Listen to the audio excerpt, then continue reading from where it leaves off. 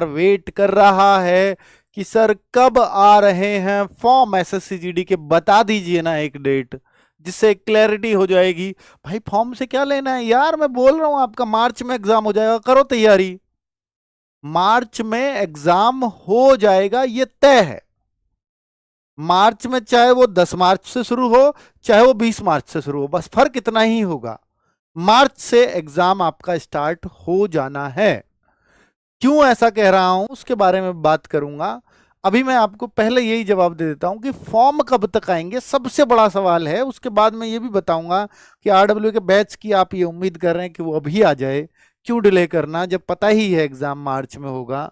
Practice sets आपके बंद क्यों हो गए, ये भी लगातार कुछ बच्चे परेशान हैं। वैकेंसीज कितनी आ सकती हैं इस बार, ये भी पूछ रहे हैं। और एज काउंटिंग में कई बार बता चुका हूं, फिर भी बताऊंगा। और नई कंपनी का पेपर लेवल कहीं पूरा तो नहीं बदल देंगे, ये जैसा आज तक जीडी चलता आ रहा है उसको डिस्टर्ब तो नहीं कर देंगे। ये बहुत सारे बच्चों में दिक्कतें हैं, बहुत सारे बच्चों के मन में डाउट्स हैं। वेस्ट बंगाल वाले एसएसबी लेंगे, वाह भाई, बिल्कुल एसएसबी जैसी पोस्ट ही नहीं है वेस्ट बंगाल वाले बच्चों के लिए कोई। और एसएसबी सबसे शांत बॉर्डर है, पता है, एसएसबी भूटान का नेपाल का बॉर्डर है जहां सबसे ज्यादा शांति है। और वेस्ट बंगाल वाले, बिहार वाले, यूपी के जो ईस्ट वाले बच्चे हैं उन सब के लिए एसएसबी से बढ़िया कोई वैकेंसी नहीं है। वो इवन एसएसएफ को भी प्रीफर नहीं करते, वो एसएसबी उनको चाहिए।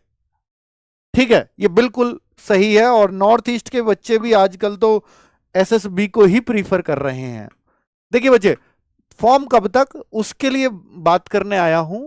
तो कांस्टेबल की ये वैकेंसी 2026 गिनी जाएगी, एसएससी जीडी 2026 है ये, भले ही 25 में आ रही है। अक्टूबर में, ये कैलेंडर से लाया हूं डेट, अक्टूबर 2025, ये 25 अक्टूबर डेट मत समझना, अक्टूबर 2025 में फॉर्म आएंगे, नवंबर 2025 में तक भरे जाएंगे। तो ये काम हो गया एक महीना डिले, हर चीज एक महीना डिले हुई है क्योंकि एसएससी में जो प्रोटेस्ट चला था। और अब जो अब तक फर्क आते आते वो 1.5 महीने पे जा चुका है। अगर आप एसएससी सीएचएसएल का एग्जाम बताओ कब से कब तक चला। एसएससी सीएचएसएल एग्जाम 12 नवंबर से 30 नवंबर चलेगा, चल रहा है अभी भी। ये एग्जाम सितंबर अक्टूबर में दे रखा था, आप बताओ ना। तो सितंबर अक्टूबर में दे रखा था, अक्टूबर भी मान लेता हूं तो भी 1.5 महीना डिले हो गया, 30 नवंबर पे खत्म हो रहा, अक्टूबर पूरा नवंबर खा गया। तो 1.5 महीने का डिले आ चुका है पूरी भर्ती में, जो शुरुआत में 1 महीने का था। तो अगर आपको ये अक्टूबर में फॉर्म दे रखे हैं तो ये जाहिर सी बात है कि नवंबर में तो गए ही गए। ये कैलेंडर उस टाइम का था जब तक वो प्रोटेस्ट की बात नहीं थी। और अगर ये नवंबर में गए तो जो आपका एग्जाम है, अगर वो जनवरी से 1.5 महीना लेट कर दूं, जनवरी से 1.5 महीना, मान लीजिए 15 जनवरी को एग्जाम शुरू होता, भाई जनवरी फरवरी दे रखा है तो 20 जनवरी के बाद की आप उम्मीद समझो, क्योंकि अगर वो 10 जनवरी को भी शुरू हो जाएगा तो जनवरी में ही खत्म हो जाएगा। जनवरी फरवरी का मतलब ये है कि दोनों महीनों में चलेगा।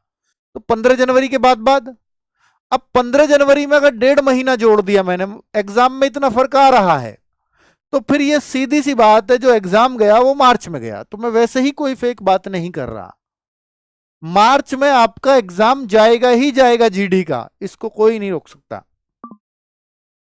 और ये क्लियर है, ये हो ही जाएगा।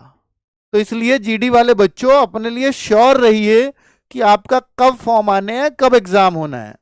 अब आप कहो सर फॉर्म का तो बताया ही नहीं, नवंबर में चाहे 30 नवंबर तक आए, उम्मीद रहेगी कि नवंबर में फॉर्म आ जाएंगे। ठीक है, ये डिले क्यों हुआ, ये हो सकता है 15 नवंबर तक भी आ जाते। ठीक है, ये डिले है। अब आप देखो ना, सितंबर में फॉर्म आया, अक्टूबर में कोई फॉर्म नहीं आया।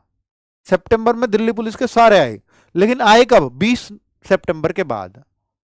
और चूंकि ये अक्टूबर है, ये फिर ओटीआर में करेक्शन कर रखते हैं ये। अब नवंबर में फॉर्म निकालेंगे, दिसंबर को ओटीआर करेक्शन के लिए छोड़ देंगे, ऐसा ही कर रहे हैं। आप देखो सितंबर में सीपीओ की वैकेंसी जो